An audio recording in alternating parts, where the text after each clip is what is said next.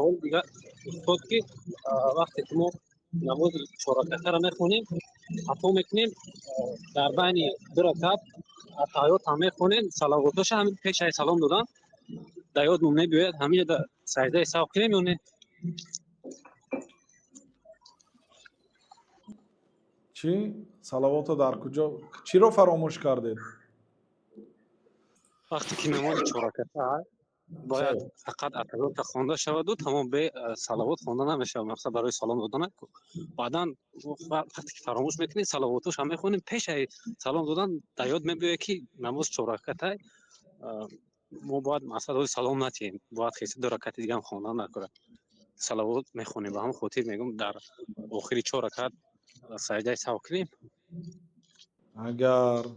اتحیات خوانده باشید در رکعت دوم صلوات هم خوانده باشید و به خاطرتان بیاد که شما باید با 2 رکعت دیگه نماز گذارید در این حالت الله اکبر گفته خسته دوام میتید سجده سهو شرط نه لیکن اگر دعای هم کردگی باشید التحیات صلوات دعا هست دعای هم اگر کردگی باشید در این حالت سجده سهو میکنید برای آنکه در رکعت دوم دعا نیست بله